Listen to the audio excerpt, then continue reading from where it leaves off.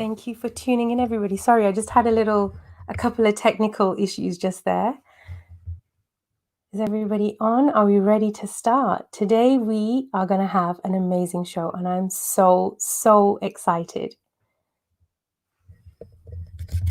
So I think we're good to start. We've got a good number of you on here. I'm so excited. I hope you are too. Welcome, and thank you for tuning in to Kaur Voices. This is your space to use your voice. Send us your questions, your topics, anything that you want to talk about, anything that we can share together to break those taboos, come out of the shadows, and offer support to each other. This is your space, so please help us to amplify your voice and your messages. Today, we have an incredible guest joining us. She is a dear friend and a sister of mine. Valarie Kaur is a seasoned civil rights activist and prophetic voice at the forefront of progressive change. She burst into American consciousness after the 2016 election when her Watch Night service address went viral with more than 30 million views, which is amazing. Her question, is this the darkness of the tomb or the darkness of the womb? That reframed the political moment and became a mantra for people fighting for change. As a lawyer, and a filmmaker and innovator, Valarie has helped win policy change on multiple fronts and now leads the Revolutionary Love Project to champion love as a force for justice. She founded Groundswell, the Yale Visual Law Project and Faithful Internet. A daughter of Sikh farmers in California, Valarie earned degrees at Stanford University, Harvard Divinity School, and Yale Law School.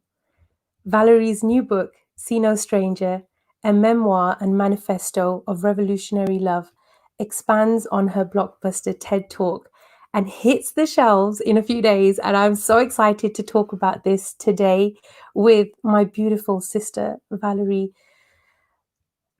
Valarie. Oh, Jasvir, I'm so happy to be here with you. It brings me so much joy. I have missed you so fiercely during this pandemic, and the fact that we have to be apart at precisely the moment when we need each other more than ever. I know. And the ways that you have reached out to me and held me in this time, I just feel your sisterhood giving me energy and making me brave every hour, every day as we make our way through this dark, dark time. So to see you now and to spend this moment with you now, it brings me so much joy. I'm so grateful. Oh, Valarie, you have no idea how much I've missed you. And I'm so proud to see everything that you're doing. I feel like you're doing work for the whole GOM and you're doing it by yourself. Like this, together. But it's amazing for us to see. For me especially, it gives me hope, it gives me courage. And that's what I want everybody else today to experience. The bond that we share, the love that I have for you is endless. And I need people to know how important this seva is that you're doing for the world. And I want to know how we can come in and support you more, because this is what Sikhi is about. It's about coming together, understanding where our energy is needed. And I think that you have been a magnificent example of that. So I'm so excited today to share this conversation with you. You know, the last few weeks, I have been cycling through so much of my own grief and rage and fatigue and trauma and glimmers of hope. I'm speaking to you from Los Angeles, where we are so close to the revolution that is underway in the United States right now, which has become a global uprising for Black lives, really a moment that I never thought I would see in my lifetime. And I've been really close to the call of Guru Nanak in this time. When he says, if you wish to play the game of love with me, step forth with your head on your palm. What does that mean for us as Sikhs to love so fiercely, so bravely that we might risk our lives for others when they are having an officer's knee on their neck? So I think we as Sikhs were made for a time such as this, to follow the Guru's path in when he calls us to be Sant Sapai, warrior sages, If not now, then when? And so I know you've been saying you've been doing this work along. No. I have seen so many of my Sikh sisters and brothers and siblings stand up in the streets holding Black Lives Matter signs, Mhm. doing langar and seva, feeding people at the protests and feeding people who are trying to survive in this pandemic. I have seen us present ourselves to the world no longer as victims of Mhm. hate, which has been the dominant frame of how we've been presented for so long. But no, we are showing that we are our Guru's Sikhs, that we are agents of revolutionary love. Mm. And so this is a time when I'm dealing with my own, I just hold fast. I hold fast to my sisters and brothers. I'm holding fast to you, the way each of us is showing up in our own ways in our own lives right now, all together. It really gives me so much energy. Thank you for sharing that. I saw from one of your posts like a few weeks ago. So you're in Los Angeles, I'm in London. I was a little bit concerned when I saw that there was National Guard out on the streets of LA. I can't imagine what that must feel like. And how are you? Yes, we had National Guard rifles out, assault vehicles in front of my son's preschool. Kavi is 5. Oh my gosh. Preschools in Santa Monica. We had National Guard station rifles out in front of the cafes where I wrote most of this book, just down the street. And I was helicopters at night and shaking the house, and there were sirens and there were popping sounds in the distance. And so for about 1 week, I was really feeling this palpable fear. I mean, are we safe here? Am I safe here with my little brown children?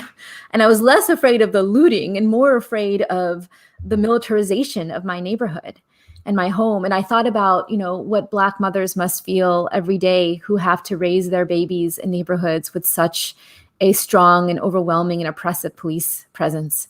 So as I was trying to have perspective, I was also trying to figure out how to mother in this time. And you know what, Jusso? I call you Jusso.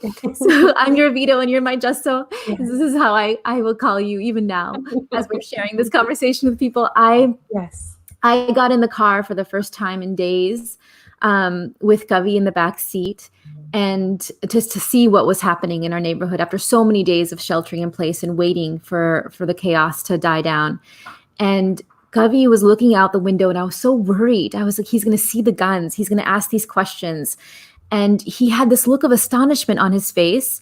And I followed his eye line, and I realized what he was looking at were not the soldiers. What he was looking at were the graffiti on the streets of Abbot Kinney, that our street had been totally transformed. Pictures of George Floyd and Trayvon and Breonna Taylor.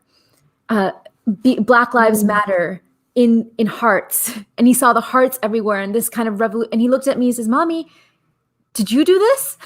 All he hears me talk about is revolutionary love and what do Sikhs do to fight for social justice. He's like, "Mommy, did you do this?" I said, "No, we did this. We did this. There are millions of people rising up right now, flooding the streets, raising our voices for justice in this incredibly forceful, vibrant, courageous act of revolutionary love." Mm-hmm. And I thought, if that's what he remembers about this time, then he'll be okay. So I'm okay. I'm okay. And now that the violence has died down, and we as activists have really reclaimed the narrative in the United States, at least, that we are pushing the nation to dream beyond resisting police brutality, to actually reimagining what policing looks like and what public safety looks like and what prisons look like in the United States. And I see that shift from resistance to reimagining, to remaking the world anchored in justice. That is something we have never seen before in our history as a people. And so I want to be around for that. I want to last for that. And so I have to think about what helps me breathe every day so that I can return to the labor. And honestly, our sisterhood is one of those things that help me breathe every day so we can return to the labor. Oh, Vito, I'm so proud of you. I'm so glad that Kavi has that love in his eyes, and that's what he saw. That gives me hope as well. But I'm also glad that things are settling down, and we have a chance to be part of this change, this revolution that's happening. And I guess I would like to say thank you to you for giving me this sisterhood as well. Mm. When we met, I don't even know how many years ago, I feel like I've known you for lifetimes. What rang in my ears and really touched my heart was what you said when you were talking about my Pago on that stage in Phoenix, in Arizona. And you said she became the one that she was waiting for. And still, that gives me shivers in my spine that yes. And you took me under your wing and you brought me into this magnificent space of sisterhood. You created something that I dreamt of, the My Pago Circle. And I'd like you to share with us what it was that inspired you to create that space and what does that space mean? Oh, it's everything right now. I remember our meeting was so significant in my life because it was the end of a story that I had been telling myself. That to be a Sikh woman who was fighting for justice and being out in public doing it was a lonely thing to do, that I was alone here. And I would see my other Sikh sisters at a distance. You know, I would see Saprit and I would see Satjit and I would see Niranjan and I would see Joe and I would see them out, but we were always kind of with each other when we were in the trenches, in the midst of the crisis, you know, in the aftermath of Oak Creek or in the aftermath of the next hate crime. We never had really time together to sit with one another and love each other well and say, oh, my love, you are struggling and you are fighting, but you are not fighting alone. And so the story about loneliness started to disappear when we first met. Because as I told the story of my Pago on that stage, I in the way that I told it, you know, is the way that my Papaji, my Nanaji would tell me. There was a great battle and 40 soldiers abandoned their post. And my Pago, the Sikh woman, said, you will not abandon your post. You will return to the fire and I will lead you. And she dons a turban and she mounts a horse and with a sword in her hand and fire in her eyes, she leads them where no one else would go. She became the one she was waiting for. And Papaji always used to say, don't abandon your post. He was a military man too, right? So he was like, don't abandon your post, beta. Don't abandon your post, my dear. And I didn't know just how hard it would be to keep my post. Because as a Sikh woman who, you know, fighting for justice, it felt like I was fighting on 3 different at the same time. Fighting racism against our community, our Sikh brothers and husbands and sons and uncles and grandfathers specifically. So we're fighting racism against our community, and then we're fighting against invisibility, even among progressive circles where they can't even say our names, or is it Sikh or Sikh, and what is that? And so we're constantly trying to explain ourselves, even among our allies. And then within our own community, we're fighting on the front of sexism and misogyny. So fighting on different fronts at the same time can be exhausting, and I could not keep my post. I could not keep my promise to Papaji if I was going to continue to tell myself that I was alone. And so when I met you, you know, you say that I took you under my wing, but you took me under your wing too. You handed me my beautiful Dilruba and you said, you are a daughter of the Guru and this Dilruba is your inheritance. You don't have to wait for other people to play kirtan for you to experience it. You can sing yourself. You can play the Shabad yourself. You can become an instrument and let Guru's message and Bani just echo through you. And it was liberating, just so. It was liberating. It was how you gave that Dilruba to me, I think, shortly before the 2016 election, before this president took power in our country. And it has been so dark and so hard and so violent and so difficult. And I have kept my Dilruba and played, you know, I play the scale really well. I play my scale. I'm still a very slow learner, but I play my scale and I could feel our Guru's instrument helping put breath in my body. So if you could do that for me as just 2 sisters, then I thought, why don't we bring our 6 sisters together in a circle? And we called it the My Pago Circle. It was just a pilot. So it was just, we were just experimenting, but we've done it every single year in this pilot program where I think I see women like you and women in other fields, so that we're in music and we're in public health and we're lawyers and we're organizers and we're faith leaders and we're professors and we're in business. We're all we're all in different locations, and yet all of us are drawing our strength from Sikhi and trying to do seva and fight for justice, social justice. And so I thought we are the Mai Bagos for a new time. What is our sword? Our cameras are our sword. Our pen is our shield. Our dilraba, is on our back as we go into battle. I remember you actually sent me a bag. I was like, just so this dilraba is too heavy to carry on the plane. I can't carry it as I'm going to this city and that city. And you just sent me a bag. He's like, here, my love, put it on your back. The Guru designed the dilraba small enough so you could wear it on your back before you go into battle. And the world is your battlefield. And so I would go through the airport with my dilraba on my back and my camera and my pen. So I had my sword, I had my shield, and I had my dilraba. And that's how you taught me how to go into battle. But we don't give birth alone, and we don't go into battle alone. We need each other, and I needed my sisters. And so I see a whole generation of Mai Bagos of our time. And if we can see each other and affirm each other as the Mai Bagos for this era, then how might we change this world? How much bravery and energy and wisdom might be released. So we're building this circle through the years, and my excitement is that I see a younger generation, even younger than us, who are also doing this in their own communities and their own sangats. And the strength of Sikh sisterhood has been one of the greatest gifts of my life, and it's the gift that you gave me. You were the first to give me. I can't take the credit for that. You gave me this thing. And it means the world to me to have had that gift. It meant so much to me to meet a Sikh of my Guru who's willing to walk the walk. That takes courage. I meet a lot of people on my journeys, as do you. There's very few who rise to the occasion and say, you know what, I'm with you, shoulder to shoulder. That's how it was at the time of the Gurus. People didn't hesitate. They didn't and and, contemplate what are the pros and cons about making this decision. It was like, I'm in or I'm not in. And most of the times when it came to Sikhi, it was in. And I think now we have a different lens on how we judge what Sikhi is. For me, Sikhi is about action. And the more we can commit to actually connecting with the authenticity of the Gurus, like it was so deeply fulfilling and inspiring for me to see somebody like yourself who I admired before I met you. I mean, I love you, okay? But before I met you, I loved you. And to know that when I shared with you the history of our Gurus, you didn't hesitate.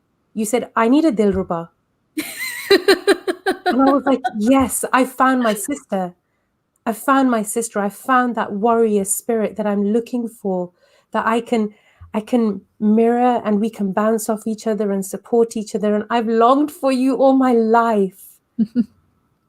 And to learn from you, to share with you, to do sangat with you. For me, that's what Sikhi is. And it changed how it was taught to me. That it has to happen in a gurdwara. It has to happen in a particular way. You have to look a particular way or act a particular way to have that label of a Sikh. And I'd like to ask you how your journey was as a young brown Punjabi woman who was trying to connect with her identity of Sikhi. I'm sure it wasn't easy, but I'm sure that there's a lot of people who are listening who need to hear what you have to say because they're feeling the same way. So I grew up on the farmlands of Clovis in California's Central Valley, on the farmlands that my Dadaji had farmed when he first arrived in America, in California, more than a century ago. So my Dadaji, I called Babaji, sailed by steamship from Punjab in 1913 to California. And he arrived at Angel Island. And, Ellis Island was the symbol of welcome for European immigrants on the East Coast. But Angel Island was the symbol of racial exclusion for Asian immigrants on the West Coast. And it was a time of really violent white nativist forces. I share this history because I think not many Sikhs in America really know how long we've been here and the depth of our history. And I grew up with the story of Babaji arriving at a time where there were very few Sikhs to try to make a life. And I discovered later that he was taken in Angel Island and put behind bars and scheduled to be deported.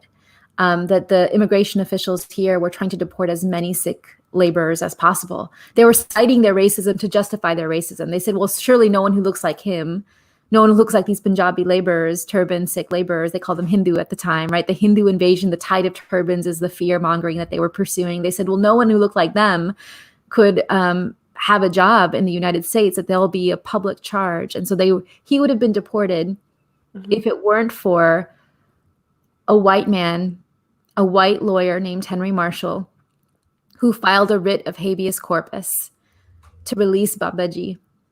And he left that prison, that cell, on Christmas Eve of 1913.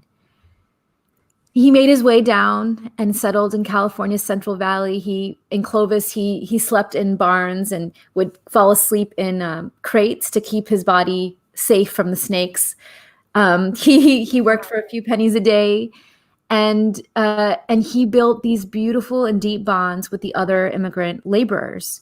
And so fast forward, during World War II, when Babaji's neighbors, Japanese Americans, were rounded up and incarcerated in the camps of Arizona and the deserts because they were seen as the enemy, Babaji looked after their farms and went to visit them when no one else would. And he actually brought back, if I have it with me, he brought back this beautiful, here, it's right here, let me show it to you. Yes, we want to see. He brought back this beautiful piece of petrified wood from the deserts of Arizona. And this piece of wood was on my fireplace all growing up. And I would touch it. And now Kavi, it's on our fireplace. So I have Kavi touch it. Because look, my love, this is ancestral. This is our ancestral wisdom. Babaji showed us what it meant not just to be an American. Babaji showed us what it meant to be a Sikh, to be able to see his neighbors as not just neighbors or strangers, but as, Nako Beri Nahi Bagana. I see no stranger, I see no enemy, said Guru Nanak. You are a part of me I do not yet know. Guru Nanak taught that we can look upon any face and say, you are part of me I do not yet know. And so Babaji struggled for his neighbors as if they were his own brothers and sisters. And so I grew up with this deep connection to America as home. As a third generation little girl, my father was born on the same land that Babaji farmed. I was born on that land. And I knew that Babaji had to struggle for so many decades against laws that prevented him from becoming a citizen or owning land in his own name. But he fought with a generation of advocates who eventually were able to change the laws in the United States. And I thought that our story was done. Like I thought that progress had been won and that sacrifices were made so that we could live free in our country. And I didn't know how much harder and longer the labor would be. But I think that growing up with these stories of, my ancestral stories here in America, but also my papaji, my nanaji, my other grandfather really helped raise us in our home. And he would give me the stories of Nanak and my Pago and Guru Gobind Singh Ji. And so all of that was just infused in me of what it meant to be a Sikh American. And I didn't really feel a conflict between those two identities until I started going to school. And like so many Sikh children, I was, I heard racial slurs on the schoolyard. I remember being called a black dog when I was 6 years old. And it was my first confrontation of cruelty. And I would go home crying, and Papaji would just, let me cry in his shoulder and then stroke my hair. And he would recite Tati Vana Lagi, Pad Brahm Shanai, Chogid Hamare Ram Ka, Dukh Lage Na Pai. He would give me his favorite prayer, his shabad for fearlessness, for bravery.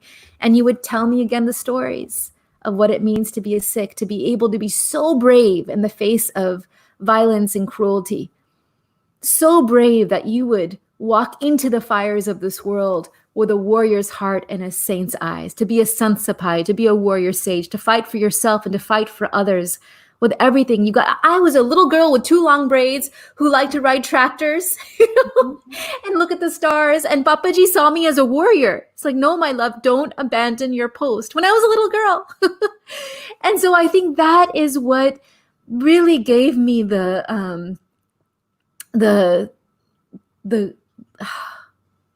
it gave me a path to walk.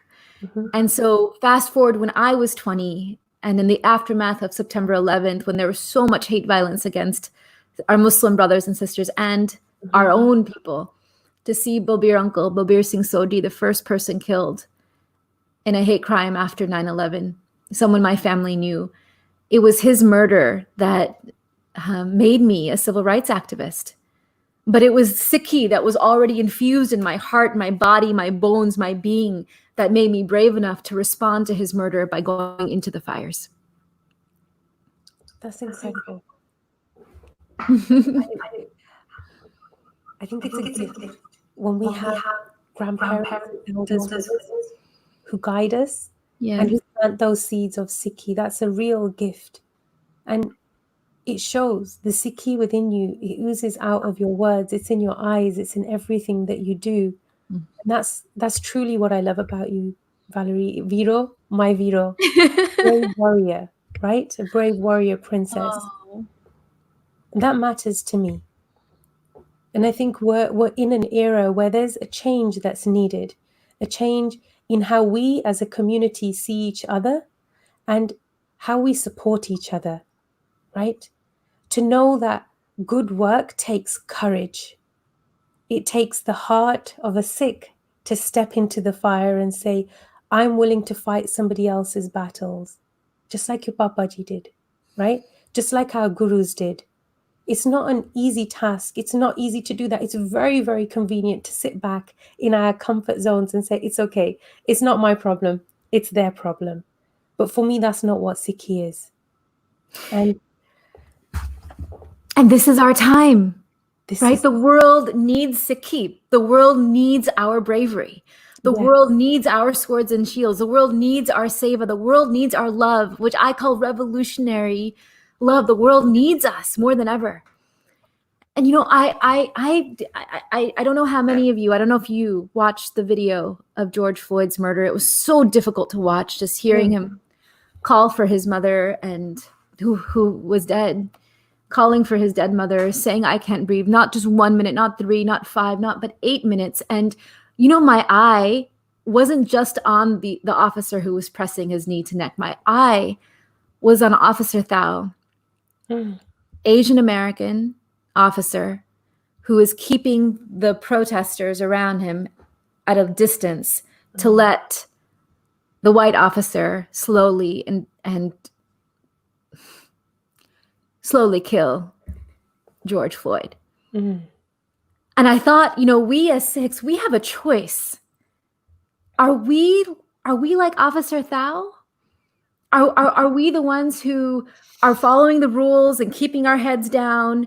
And, you know, there's no blood on our hands, and we're just doing our jobs, and we have harvested our privileges. Racism is a white and black problem. It's not our problem. We have our own problems. Are we like Officer Thao, standing by and letting the black people in our lives die from either from a deadly disease or from an officer's knee on their neck? Right. From public health crisis or from state violence or from hate violence? Black people in America are disproportionately being killed by the way that our society is structured. Are we standing by and letting that happen? Yes. Or are we the Guru Sikhs? Are we my Bago? Yes. Are we saying, oh, hey, everybody, you can't abandon your post? This is not the time to hide now and shelter in place and shelter your heart in place and your brain. No, this is the time to face what's happening and fight for our sisters and brothers as if they were our own flesh and blood. Not just because it's our duty, but because we love them, because that's what love means, because that's what Nanak called us to love so fiercely that we would be willing to risk our lives for it, the way that our gurus did. The way that our gurus did. Yes. So what I'm asking myself, I'm asking my family, I'm asking What have we not yet done that we are now ready to do? How can we push ourselves in ways that we have not pushed ourselves before? Okay, we've been taking langar out of the Gurdwara into the streets. That's really good. And that is so powerful. We're holding a sign. That's really good. And that's so powerful. What have we not yet done in our schools, in our workplaces, in our neighborhoods, in our communities to advance the wellness and the dignity and the freedom of Black people in our lives? I love that you're thinking this way. And this is the perspective that we should be thinking.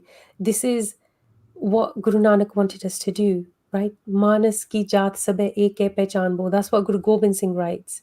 That as a human race, we are one, we are united, right? But we have flaws in our community, but we don't talk about them. And it's going to step on toes for people, but I'm not concerned about those toes because I think they need to be stepped on because we have to be woken up. And there's a lot of people in our community that I've even spoken to who don't like they're saying the slur, I am not racist. How can I be racist when I'm Indian? And Think about the slang that we use at our kitchen table.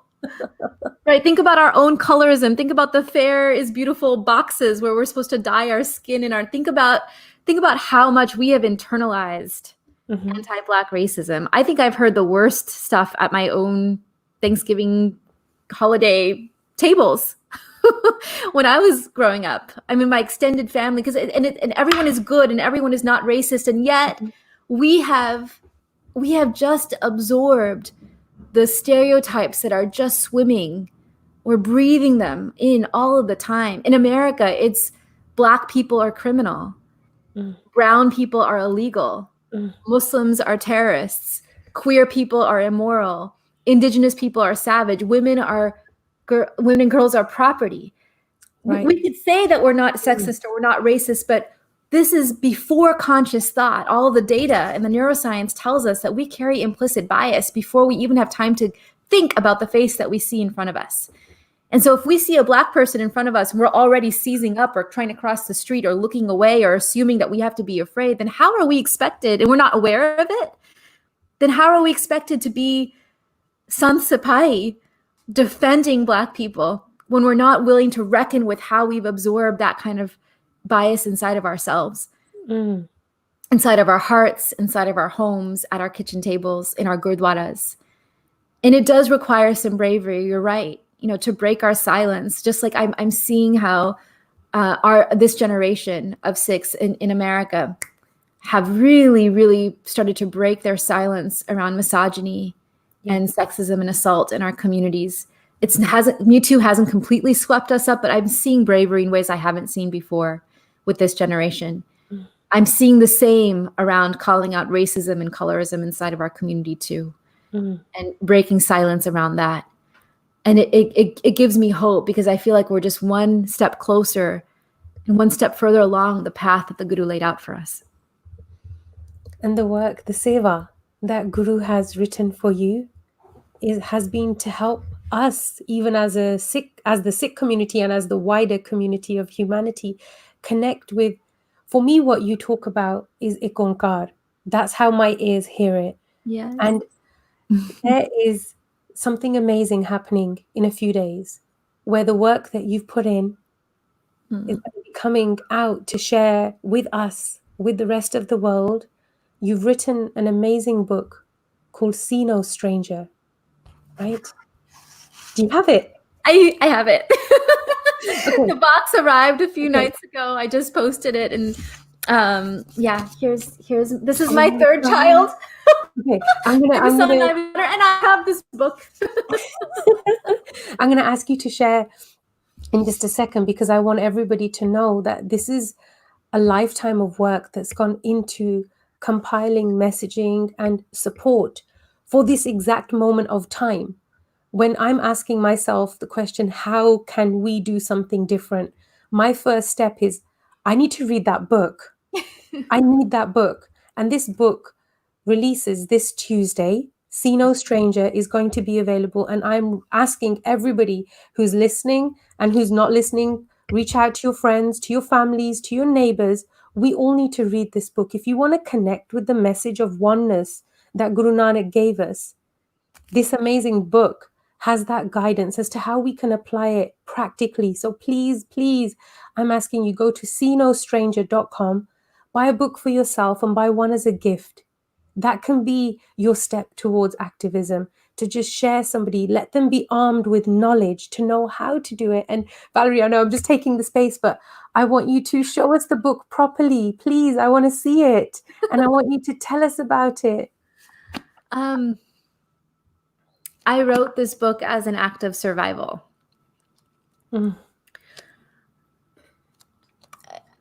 When this president took power in 2016, I had a existential crisis.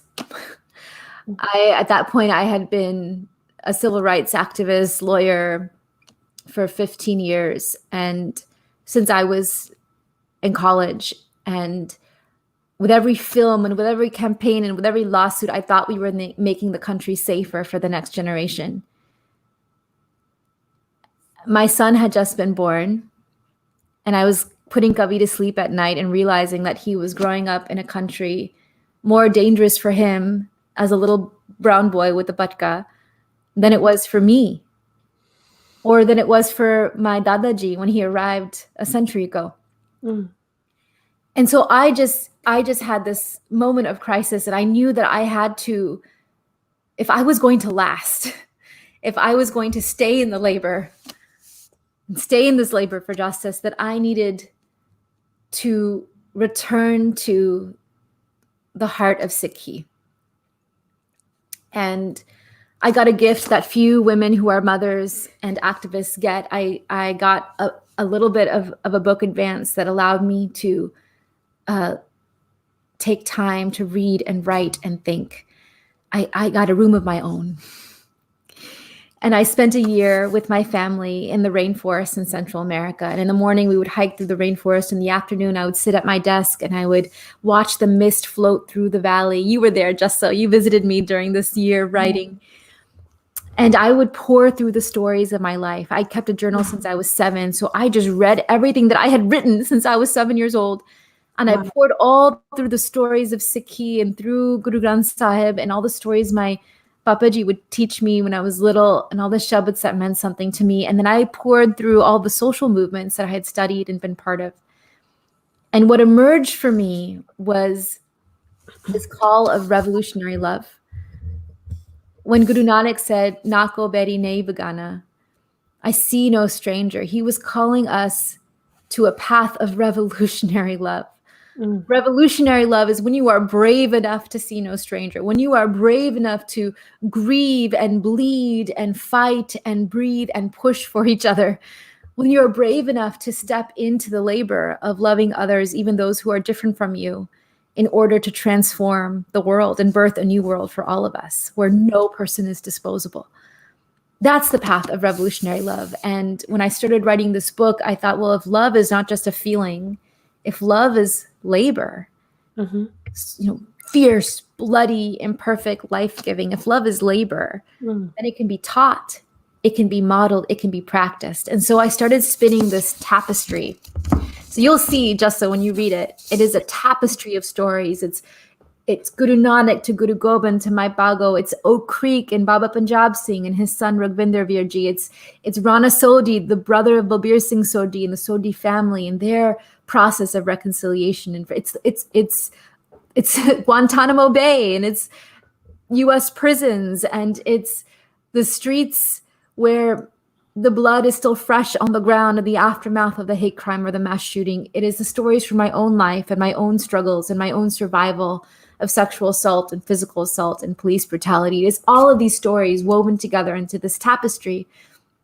And I'm offering these stories to invite people into thinking about what it might mean for them to walk this path of revolutionary love. The wisdom in this book is meant to connect with the deepest wisdom inside of you. And really, there are these 10 chapters and 10 core practices of revolutionary love. And you'll see really it is just my offering as a Sikh to take Guru Nanak's call and interpret it for a new time, a new era, and a new generation. Oh my God. Okay. I'm going to buy like all of the copies. So if you're watching, go and pre-order now, because after the show, I'm buying all of them.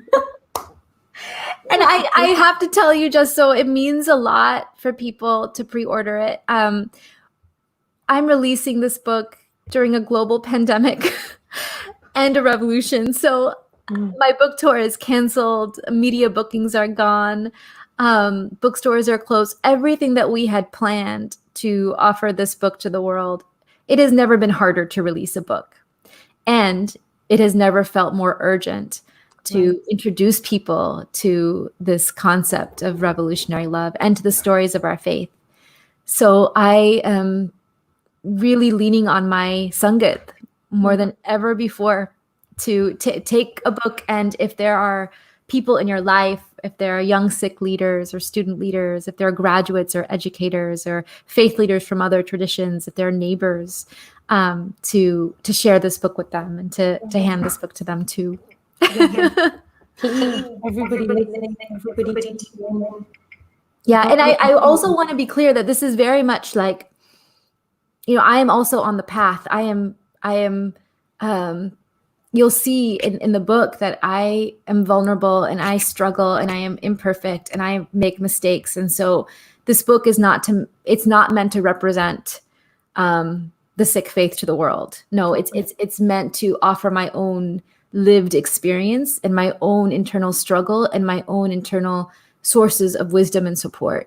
And so that's where I hope it'll be sort of like a companion to you or to anyone who needs a little bit of nourishment in this time. Well, thank you. I wanted to shout out to Rabsi. He's just placed his order on the UK site. Yes. Please. Yes, it's released in the UK at the same time. So really? that's yeah. Mm-hmm. Okay, this is going to be a race. Order it before I order them all. If you're ordering the book, please share it with us. That's so heartwarming. Thank you for the support. This is what we need as a GOM, to come together and support good projects like this. The book is full of so much wisdom, and I already know that. I've been with you in certain parts of your journey, and I've experienced the things that you've talked about. But for those people who are yet to learn about you, can you help them understand what it is to wander? Vismad, right? Vismad. I'll read a piece from the book. It's the first practice of revolutionary love, and out of the 10 is really something that I think that Sikhi offers that is very special. And that is this idea that love is rooted in the act of wonder, the state of Vismad.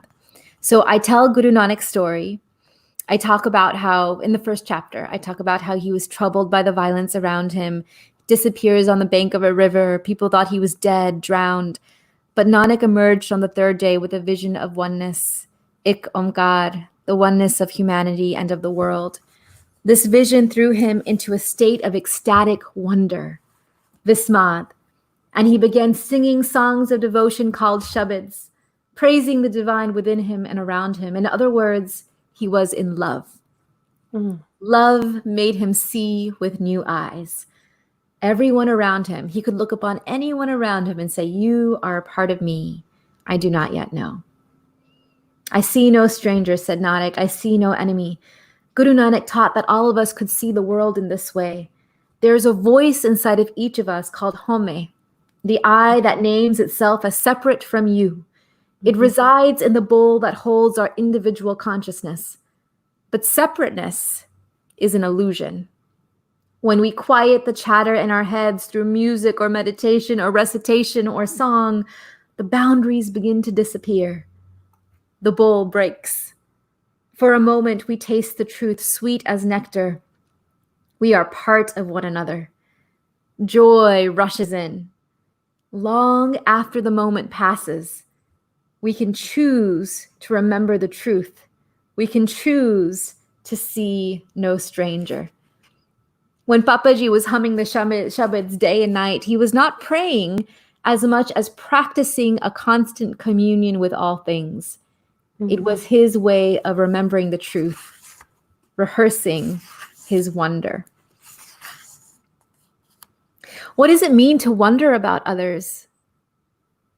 To move through the world through the eyes of wonder is to move through the world with humility and openness.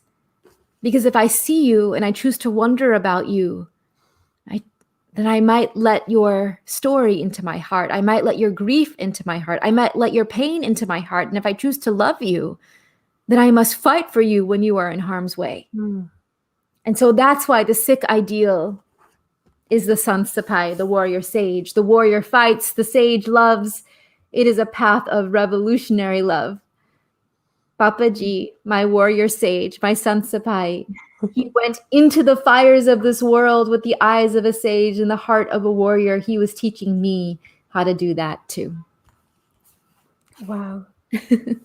Oh my God. You're just making me want to, like, if I could reach into the camera and take the book, I want. I have to wait. Okay. And I recorded the audiobook in my bedroom closet because all the studios were shut down during the pandemic. So I was sitting in the closet by myself for 7 days all day. And I was reading and I was reading and I was reading. And I think the beautiful thing in the back of the book, there are select shabads that are referenced throughout the text. And we have them in their Gurmukhi and transliteration and my translation.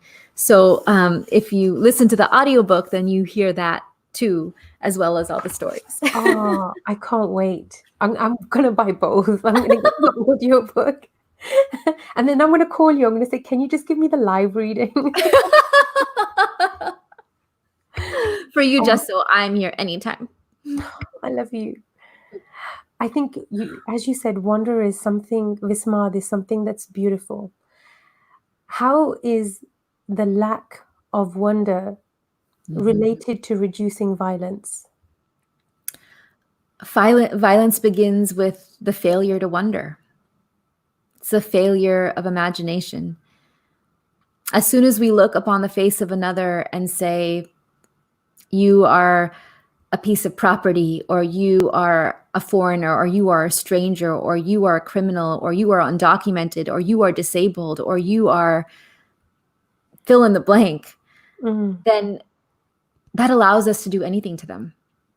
As soon as we stop seeing another person as a human being who has as much complexity and internal dimensionality and interior that we do experience in ourselves, as soon as we shut down our ability to wonder, then we can just stand by as they are incarcerated, detained, deported, separated from their families, killed in the streets, lynched in the streets. So I believe that the bravery it takes to fight for others, to see no stranger, begins in this choice to say, no, George, Floyd, you are my brother. Yeah. And Breonna Taylor, you are my sister. And your children are my children. And if you are my family, then how would you fight for your family? What will you do that you haven't done before for the people who are most suffering right now? I think that is how we transition our society. As if enough of us start to look into the world with the eyes that Guru Nanak gave us. Absolutely. You said it so beautifully. I last week was, and just the last few weeks since this whole situation has occurred, I've been more vocal on my social media about Black Lives Matter because I believe that. And there was, last week I had a beautiful sister on, Michelle Sahin from Privilege to Progress, and she was talking about the work that they're doing and the difference between people saying all lives matter, Black lives matter, people are saying Sikh lives matter. Like, these are all new hashtags that are coming out. And I want to just take a minute to just share my perspective, because I ended up losing, like, I think 3,000 or 4,000 followers on my social media because now I'm saying Black lives matter. And for me, that I was glad to say bye to those people. Yes. The reason for me that it's no different is because our beginning step in Sikhi is Ik Oankar. And that means to see oneness in everything and everybody around us. You know, Viro, you know that I lost my brother a few years ago, and he was murdered. He was murdered in cold blood in England. And when I saw the video of George Floyd, I sat and I watched it. It took me a lot of strength to actually watch it. My eyes only saw my brother. I couldn't see anything else. And it is our fight. It is my fight. It is your fight. It is our fight as a Qawm, because that is us out in the street, right? We can't sit back and do nothing. So to wonder is part of our dharam, of who we are. And I love that you've shared that with us as to how we can make those steps into that space of wondering, because it takes courage, right? You have to be able to separate your own insecurities and say, okay, are we one? We are one, right? And to build those steps. You've talked in your book about ingrained stereotypes. And I want to ask you, how can we rewire our brain towards those stereotypes? Because those are the things that allow us to separate ourselves, right? Oh, I think Sikhi gives us the solution, right? The fact that when we sit in our gurdwaras, we're not necessarily listening to lectures or stories or sermons. The primary way that we worship, right, is through kirtan, is through the sound current, through these shabads that are supposed to open our hearts and our minds over and over and over and over and over and over again. We listen to kirtan like we're supposed to be just swimming in kirtan, and the kirtan, if we're really listening to it, it's returning us to this state of wondering in praise of Vaikuru around us and inside of us. And if we are allowing ourselves to be changed by the kirtan, then when we walk out of the gurdwara, or when we step out of the home, to then orient to all others through the eyes of wonder and love, is already drawing us into seva and into justice work. But we have to be willing to be changed by that practice. And I think perhaps there's too many of us now who, fall into a trap that's so easy, that we do it because it's ritual, it's habit, we're not dropping in. But anytime I see us dropping in and letting ourselves being changed by our own bani, then I begin to see Sikhs breaking new ground in ways I haven't seen before.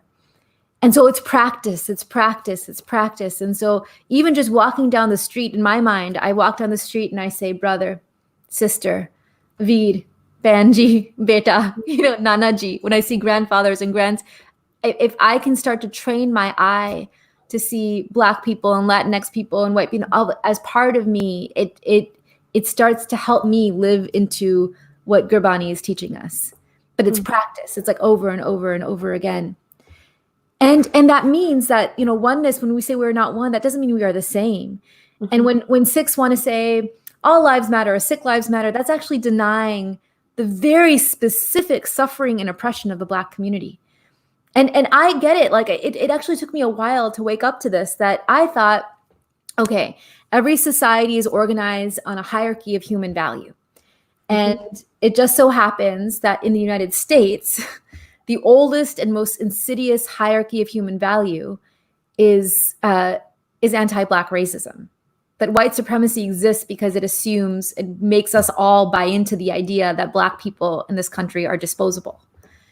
And so I knew that, and I've struggled. I've worked with my Black advocates and my sisters and brothers on solitary confinement or stop and frisk or racial profiling. I knew that, and yet I still had this idea in my mind that all of our struggles were, like equal. Like, okay, there's the struggle for women and for queer rights and for Sikhs and Muslims, and all of our struggles are bound up in one bigger struggle for liberation, and they all intersect, and they're all given equal weight. That's what I thought for many years. Until I started to wake up to the fact that no, they're not equal, that anti-Black racism, as the oldest and most insidious form that hierarchy of human values in our country is where racism against my community comes from. And so if I'm going to end racism, if I'm going to liberate us, the only way I can do that is if I center Black lives in my work. But I don't do it just for them or just for us. I do it out of love because they are also our sisters and brothers and we must love them. And I'll give you an example. I remember I was sitting a few blocks away from our old house when we first met, when you visited me in Manhattan Beach.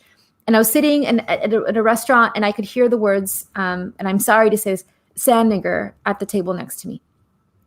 And I wanted to get up. There's 5 white men and they were just spewing this. And I had to look at them and say, not bigot, you are my uncles. You are my uncles. So I walked over to them and I said, I'm so sorry, but I'm hearing what you're saying. And I want you to know that people, my family, my community have been killed by those who have said this word. I need to know what that means to me. And at first they were defensive. And then I said, I see you as my uncles. And that's why I came over to talk to you so that you would see me as your sister or your daughter. And that started to change how they. And then I thought something had been done, and maybe it had, but one of them stayed behind. His name was Steve. And Steve said, look, you're not a sand nigger, fine. But if you line up 10 Black people, 7 of them are niggers and 3 of them are people. What? And I said, I'm so sorry. You're telling me that not every person is a person? And he said, no, not to me. I woke up there, just so. I woke up, I said, oh, the words Black Lives Matter is not true on its face for people like Steve. When he sees a Black person, he does not see a human being. He has shut down his capacity to wonder and therefore to love. And I realized that the word nigger is inside of the word sand nigger. That racism that we face on this soil comes from the same insidious assumption that Black people are disposable. That's how white supremacy operates. And so from that moment on, I realized like that's what we have to do as Sikhs to center Black lives. And that doesn't mean we still don't fight for human rights abuses or fight against hate crimes. But if we can operate with that awakefulness around where hatred against our community comes from, then we can start building solidarity and show up for others in one great multi-faith, multiracial movement instead of just feeling like we're just fighting for ourselves all the time. Wow.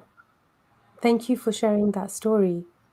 And thank you for having the courage to actually apply that, right? Because often the theory is different to the practice.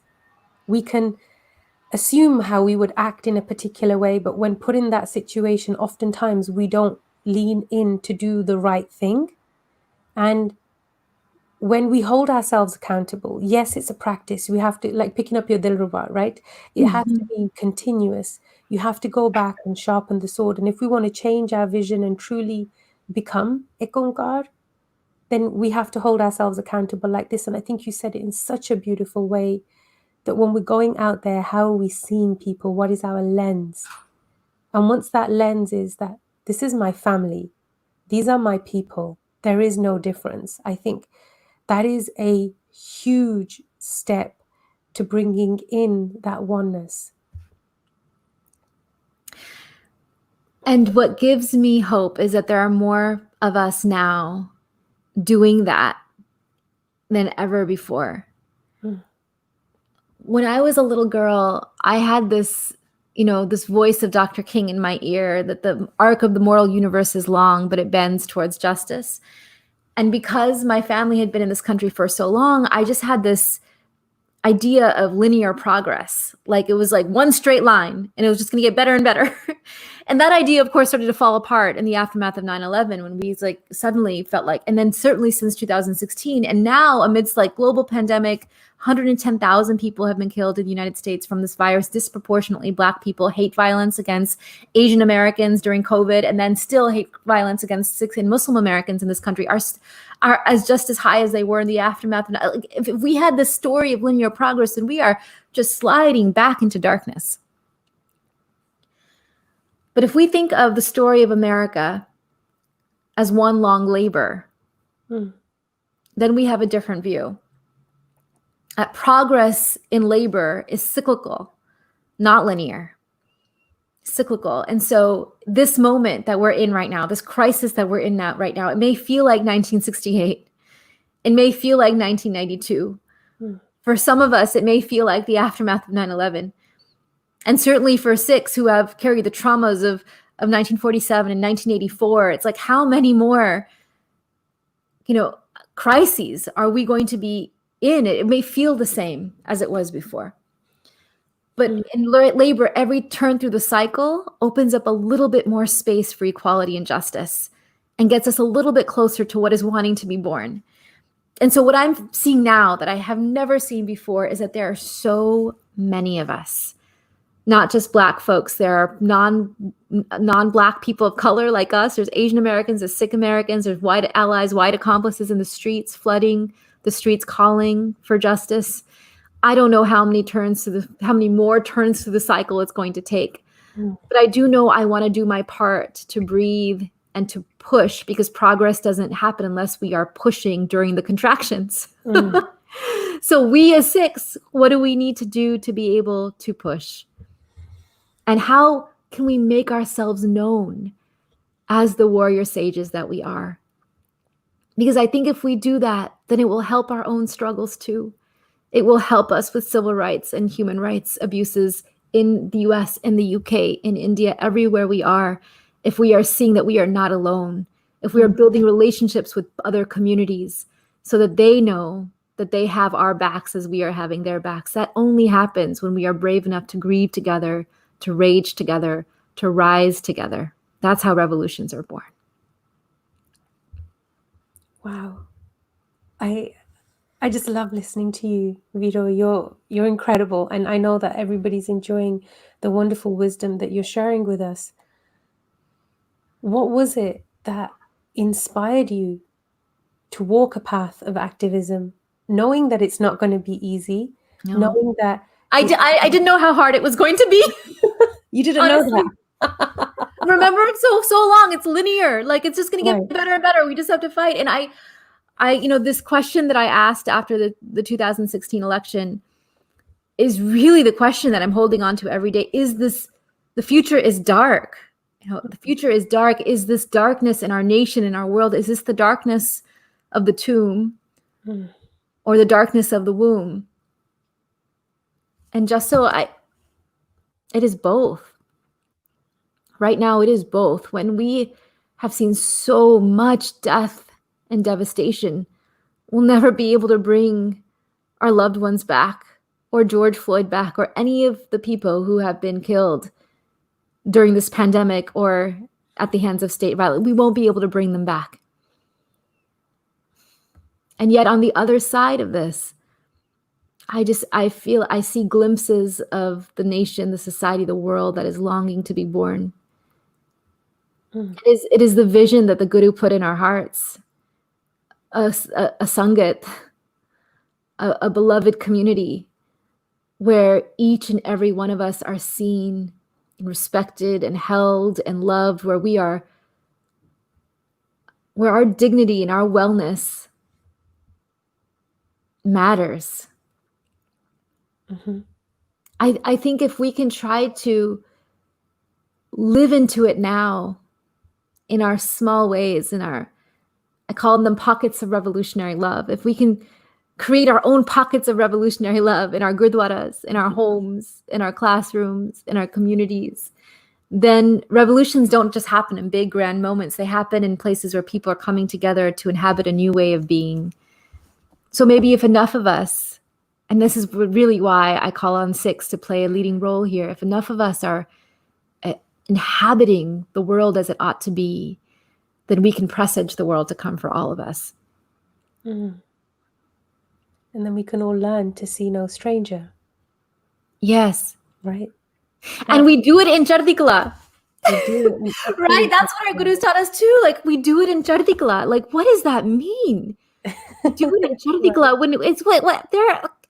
I come home from a memorial, from another mass shooting, from another death, from another. Like, how are we supposed to stay in Chardikla when it is this dark and this dire? What does that mean? And can I tell you, I learned the meaning of Chardikla, really the meaning, when I was in Oak Creek.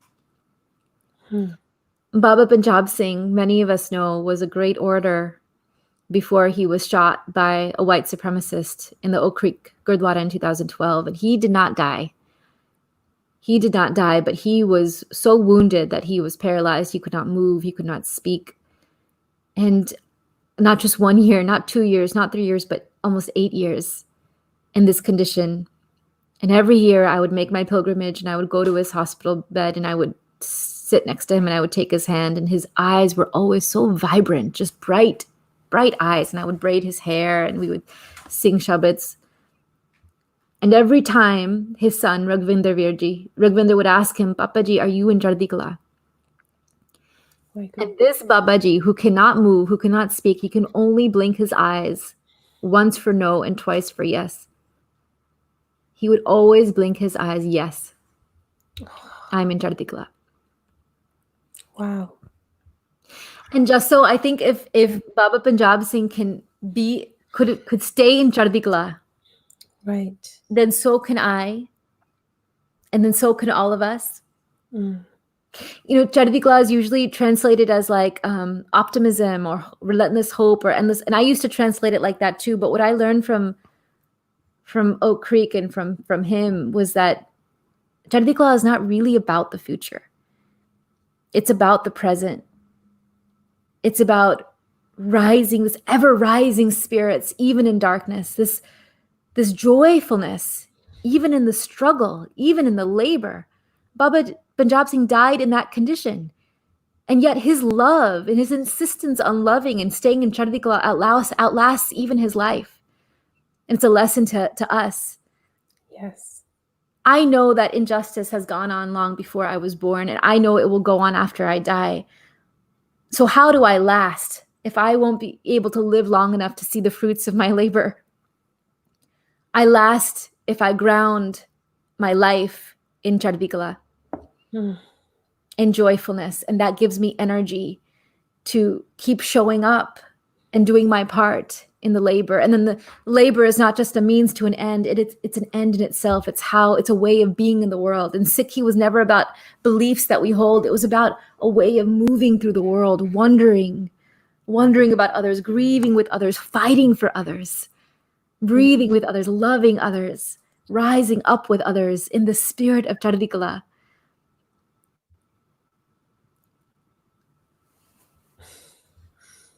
You've met some incredible people in your journey. And you mentioned Rana Sodhi. I don't think that many people know who Rana Sodhi is. And I think he's a very important person, same as Baba Punjab Singh. Can you please tell us about Rana Singh Sodhi? Rana Sodhi came to the US shortly after 1984 to escape the curfews and the disappearances. And all the human rights abuses that we saw after 1984. He came to America for a better, safer life for his children.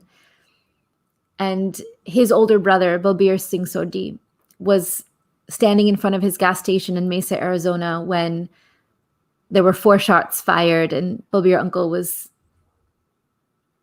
he died where he fell. And the man who killed him, Frank Roque, said, "I'm a patriot. Arrest me and let those terrorists go wild. I'm a patriot." And Ranaji, in the aftermath of his brother's death, did everything he possibly could, went to every school auditorium, every church, every interfaith conference to tell Balbir uncle's story so that no one else would die. Just a year later, his other brother, Sukhpal Sodhi, was also killed while driving a cab in San Francisco. They don't know the motive of the crime. We'll never know whether it was a hate crime or not. But now Rana had lost 2 brothers to violence in this country, and yet he still showed up, still told the story. And 15 years after Balbir Uncle's death, I was standing with Ranaji at the gas station where Balbir Uncle was killed. And it has become a site of pilgrimage. I want every Sikh to go to this gas station in Arizona and see a plaque where the family had written that they were honoring Balbir Uncle and they were honoring all the people who had been killed on 9/11 and its aftermath. And we were standing at this memorial and we were placing our flowers on the ground, the candles on the ground. And I was telling Balbir Uncle, like, he was this family I had known long before 9/11. So I was telling Balbir Uncle in my mind that, my son will know your name. I will never stop fighting to make sure the world knows your name.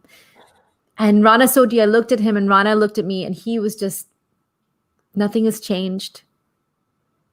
All these years, nothing has changed. And I asked Ranaji, who is the one person we have not yet tried to love? Mm-hmm. Would you talk to Frank Roque if you could? And Ranaji said, yes. Yes, why wouldn't I? Wow. The next morning, we called Frank Roque, Balbir Uncle's murderer, in prison. And we asked him why. We chose to wonder, even about him. We asked him why. And at first he was so defensive. Oh, yes, I am sorry for what happened to your brother, but I'm also sorry for all the people killed on 9/11. He wasn't taking responsibility. I was starting to feel angry, this really serious rage, and I almost like to protect Rana. And maybe because I was so angry and like a guardian in a way, that Ranaji had space and time to keep wondering about Frank and listen to Frank. And he heard something that I couldn't hear. Ranaji said, Frank, this is the first time I've heard you say you were sorry. Wow. And Frank said, yes, I am sorry for what I did to your brother. And when I go to heaven to be judged by God, I will ask to see your brother and I will hug him and I will ask for his forgiveness. And Ranaji said, we've already forgiven you. Wow. Just so I learned from this family that forgiveness is not forgetting. Forgiveness is freedom from hate. And that it's a process. Right. It took us 15 years to make that phone call. We had to reckon with our own grief and our own rage. We had to receive so much love from others. There had to be someone in the prison who was loving Frank and helping Frank take responsibility and reckon with what he had done. And so much had to happen. So much healing had to happen before we could even come together to begin that process of forgiveness and then reconciliation. So this is what I wish for everyone to know, is that everyone has a different role in the labor of revolutionary love. This may be, I define revolutionary love as the choice to love others, your opponents, and yourselves. This may be a time, like so many of us, to love ourselves really well in the face of so much oppression. This may be a time where you feel safe enough to reach out and talk to some opponents in your life. This may be a time to say, I can't talk to them, but maybe I can give permission to others to talk to them. Or this may be a time to love others, to stand in solidarity in ways that we haven't before. Everyone has a role in the labor of revolutionary love, and revolutionary love can only be practiced in community. That's what Rana Sodi taught me. Wow. I've met him, and he's like a saint. He's such a beautiful person, and to endure so much, but to still be grateful, to be in that Chardi Kala. I think that's the ultimate test, and that's what being a Sikh is about for me. I love that the experiences that Guru's given to you in your journey on this path of activism for you, but what I call your Sikhi, brought you to a point where you could put this knowledge to paper.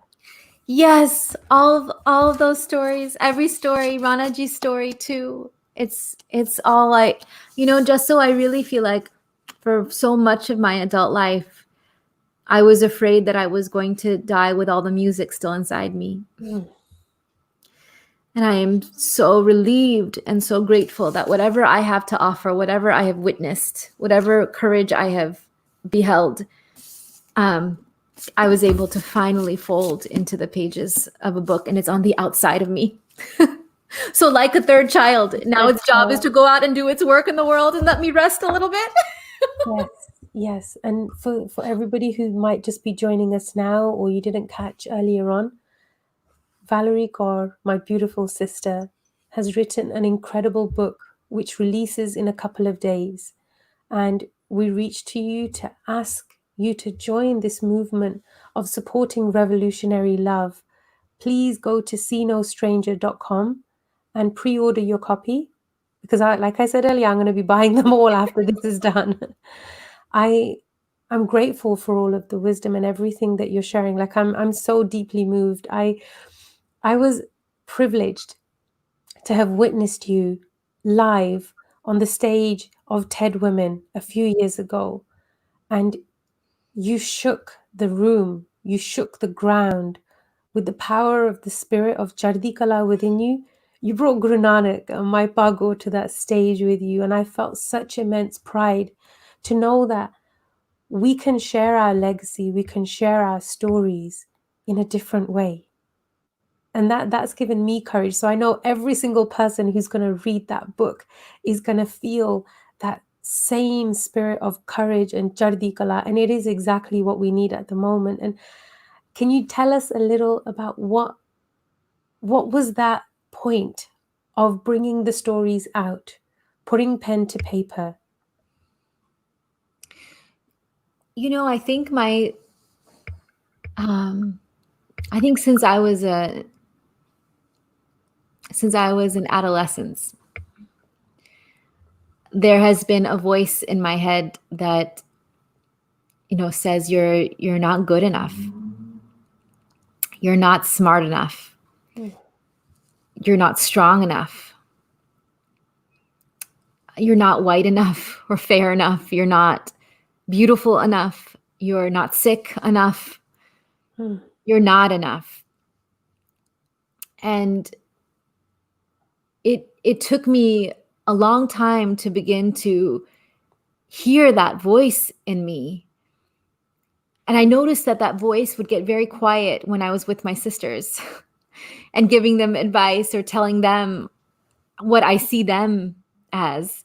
And after my first child was born, after Kavi was born, I would say, "Oh, my love, you are good and you are beautiful and you are," the way that we talked about Beta. and Sharath, my husband, was like, "Why don't you talk to yourself that way?" And I realized, I have to practice.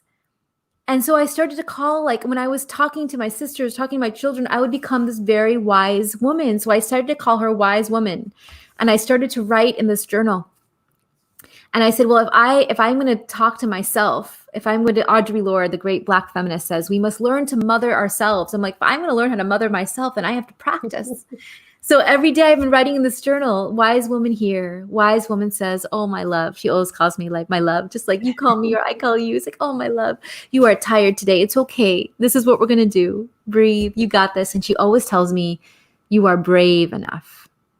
You are brave enough. Like on the birthing table, when it's so painful and I can't push, you are brave enough. On election night, when it feels like the world is ending, wise woman, you are brave enough. At the onset of this pandemic, what's going to happen? What will become of us? You are brave enough. In the hours before I gave that TED Talk, or in these days before I'm releasing this book into the world, and little critic, I call this that little critic voice, the little critic, they're going to eat you alive. Get small. You know, I realized that little critic was just trying to protect me all this time. And all I have to do, I wanted to banish the little critic from my mind. And the wise woman said, no, we still need this little guy. We just don't need him in charge. It's time to put the wise woman on the throne and let me lead you all our days. And just so I'll never forget, I brought you and Narinjan, my two sisters, my Sikh sisters together, and we held a ceremony together by rocks and hot water. And we put the wise woman on the throne. The throne. Yes. And we said, I will be faithful to you for all of my days.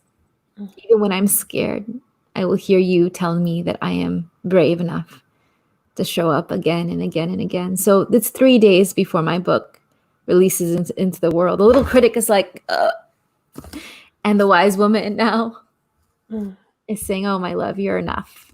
You're enough. You're enough. You're enough.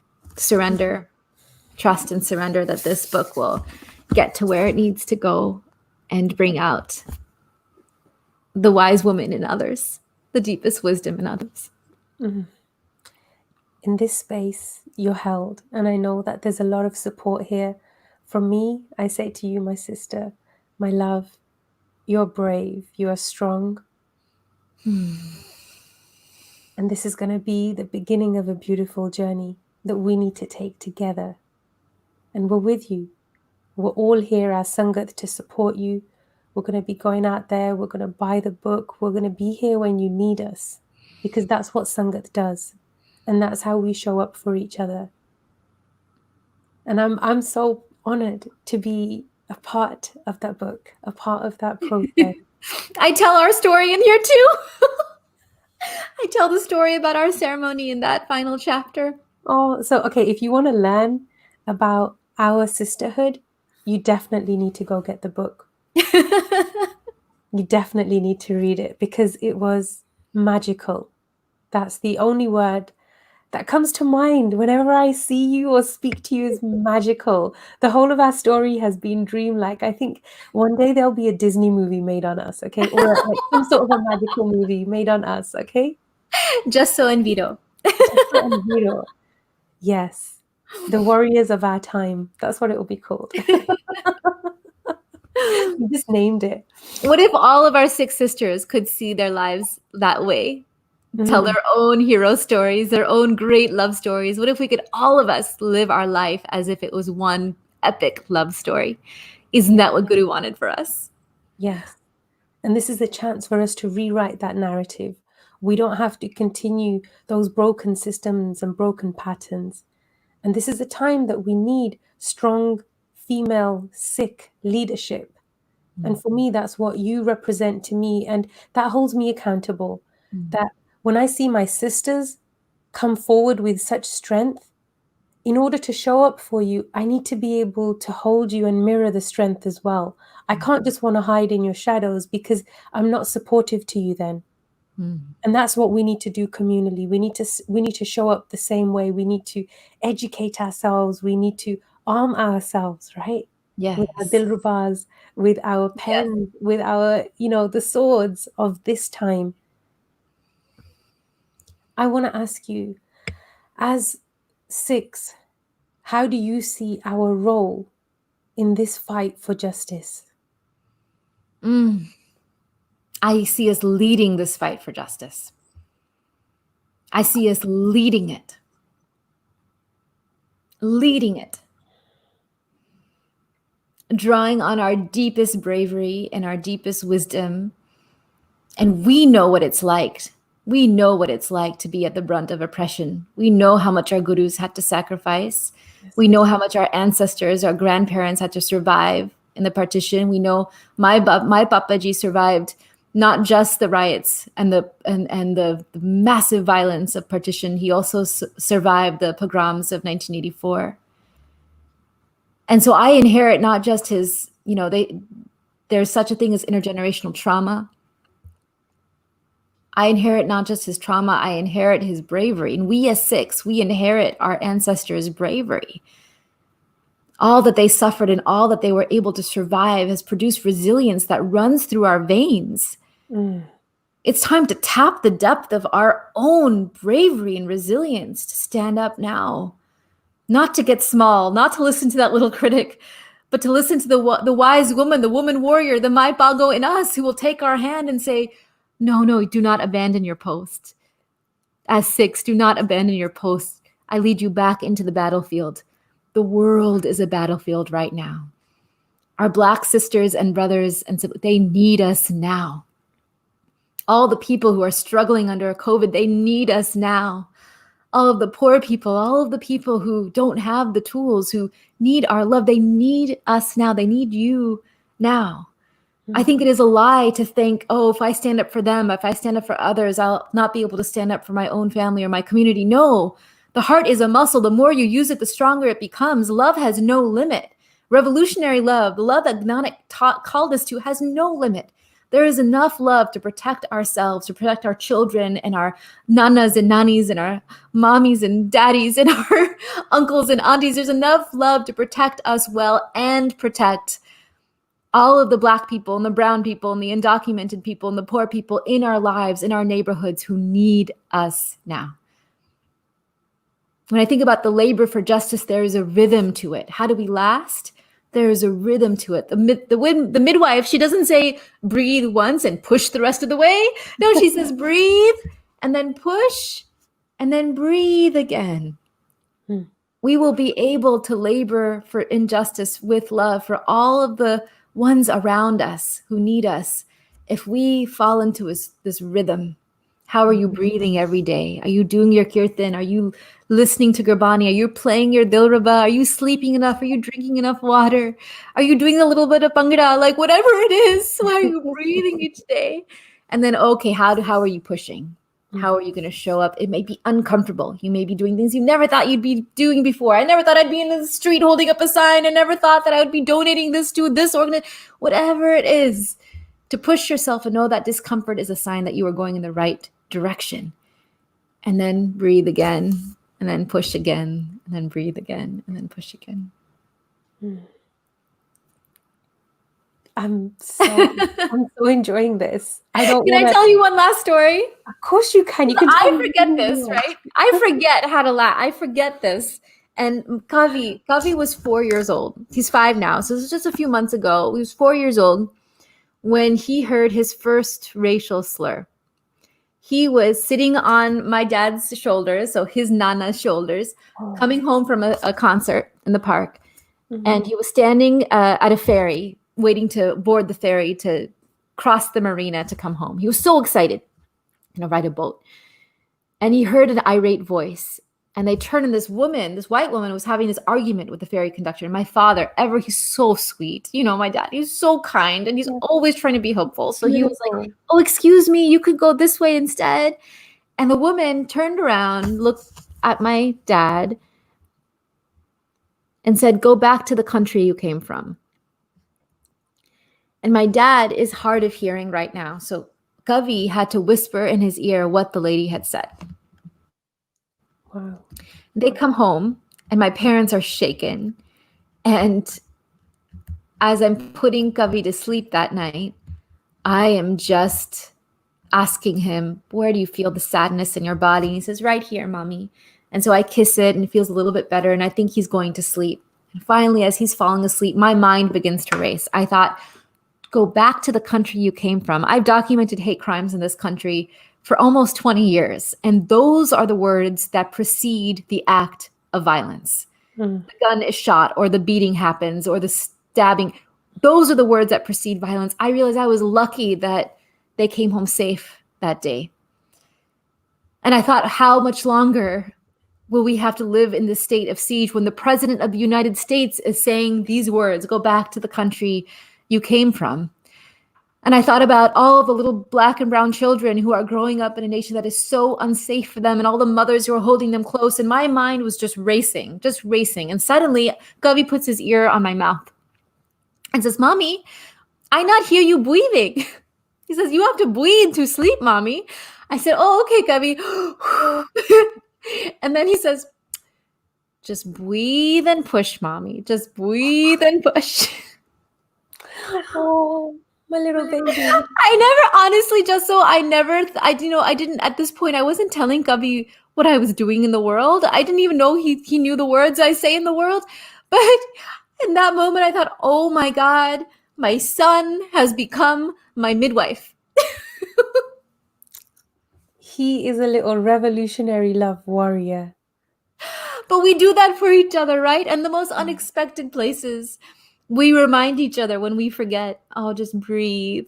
Wise women, ancestors, sisters, our own children. We can all help each other We can be midwives to each other. We can remind each other through this darkness, through this pain, through this fire, through this uncertainty. Just breathe, my love. Breathe and then push and then breathe again. I think sometimes we forget, like we've, as a people, right? We've become a little bit desensitized to when we hear these slurs, because for a lot of people, that might not be a big deal. But what you said is really important, because those are the words just before the terrible act. Those are the words just before. That's like the warning shot.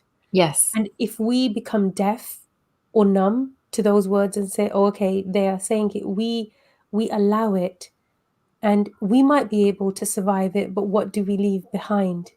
Right? And this is something that you've talked very often about, and it reminds me of the accountability that we hold. How would you ask our community to show up in those moments when you hear something like that, which you might just brush off and say, it's okay, it's not a big deal? Yeah, I did ask my parents, didn't anyone say anything? They said no, people were just standing by. Just like last time when the racial slur was suicide bomber or sand nigger before that. So I think there are a lot of, I think this is true for us too, right? Like we think of ourselves as good people. We think of ourselves as not racists. But as in the words of Angela Davis and now Ibram Kendi, this great thought leader, they're calling us not just to be not racist. We need to be anti-racists. And to be anti-racist is to be ready. Just like that woman, when she said, go back to the country, she just grabbed that out of the air and she just flung it. She didn't even have to think. It was just in the air. We have to be just as ready, just poised to stand up in the face of racism that's happening or violence that's happening right before our eyes. How do we prime ourselves? And didn't Guru teach us to be that ready? As Sant Sipai, we were supposed to be ready in a minute to go into battle, to defend ourselves, to defend others in the face of empire and oppression. Like we as Sikhs in the US and the UK, we have to be just as ready to stand up in these multiracial, multicultural societies to say, no, this is who we are.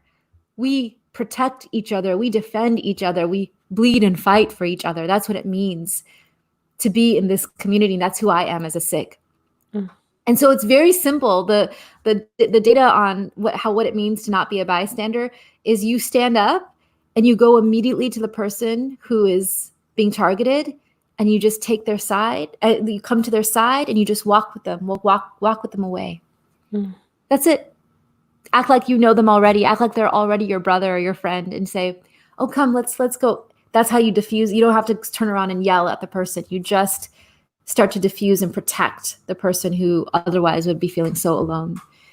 And I've seen this happen for us. And I'll leave you with this story. One of my professors, I miss him so much. He died a few years ago.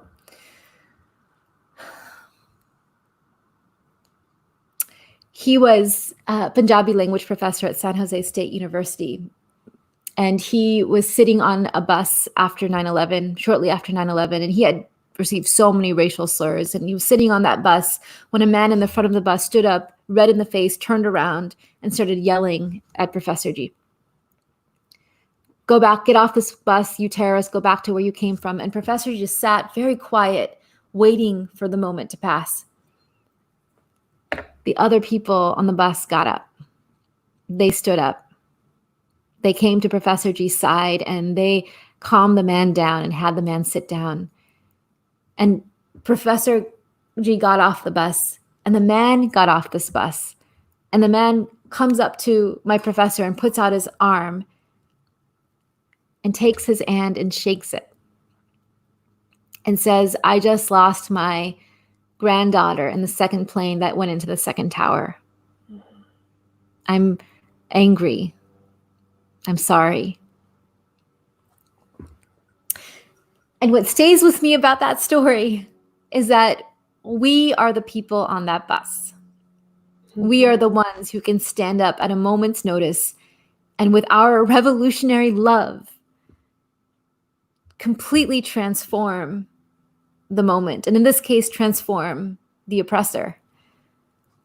what might happen if we as a people rose up like that with that much bravery in our nation, in our society, in our communities, in our world right now. So many people, like, that's what's happening, this revolution that's underway. And just as people have stood up for us like that, I want Sikhs to be the first to stand up for them. Yes. Yes. And we are. We just have to get even a little bit more braver to help us stay in the fire and remind us who we are. Yes. And Vito, I'm so grateful for your time today, for everything you've shared. I have one more question. It's more of a gift that I ask if you can offer to everybody who's tuning in today. How to protect your joy every day. How do you do that? And why is it important? So what returns me to Chardikala, in other words? Basically. I wish I could say, oh yes, I'm always listening to the wise woman in me and I live in Chardikala all the time. And that's how I feel. It is a daily struggle. It is a daily struggle. And I have to say that one of the gifts is it's hard to have small children right now when we're all sheltering in place and to show up in this work. It's really hard. I mean, my husband is with the babies now, it's just so I can have this conversation with you and so that they don't burst through the door. It's really hard. But one of the gifts of having small children is that, what they need is they need joy. They need spaces where you're protecting delight and rejoicing. And so we have this practice in our home called dance time. And every night we're supposed to dance. I remember on election night, 2016, one of the worst nights of my life. And as the horror was seizing my throat as I was watching the election results come in, Kavi takes my sleeve and says, "Mommy, dance time?" Oh, I looked at Sharad. I was like, we can't dance in a time like this. And Sharad was like, it was your rules. So we turned down the volume and we turned up the music. And at first I was just, we play Bhangra sometimes, and sometimes we play Baby You're a Firework. So it's either Rail Gaddi, like Sadi Rail Gaddi. It's either that or it's Baby You're a Firework. It's all, I love it. It's all just on a playlist. So tonight it was the firework, and I was looking so miserable and just swaying. And then Gavi started to jump into my arms and squeal. And he started to make me spin around. And pretty soon, like, he was laughing and I was laughing and he was dancing and I was dancing I was dancing on election night. And afterwards, I was filled with so much rising energy, like it was embodied, right? Mm-hmm. The joyfulness. It wasn't a betrayal and it wasn't a denial of how dark and difficult things were and are. Joy returns us to everything that is good and beautiful and worth fighting for. Joy gives us energy for the long labor. And even now, on the night that I saw George Floyd's video, we still had dance time. When we've lost people in our community from COVID, we still have dance time. Mm-hmm. No matter how hard, there is still a reason to be grateful. Yes. And to embrace what it feels like to be alive and to dance. And so I ask you, how are you protecting your joy every single day? How are you protecting your joy every single day? How are you staying in Chardikala? I want everyone who's tuning in to think about that. I'll share mine. And you can write it in the chat, actually. I'll start to look at the chat. Yes, you can do that. So my joy is Kirtan. If I don't pick up my Dilruba or my Rabab every day, I don't feel like I can breathe. That's my oxygen that keeps me connected with that gratitude and with that Chardikala. And I think it's important that we all have something that allows us to feel that joy.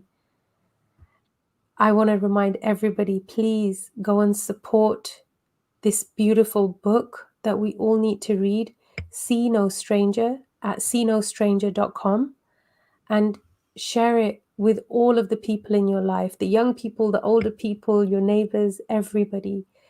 it's something that we all need to connect with Sikhi.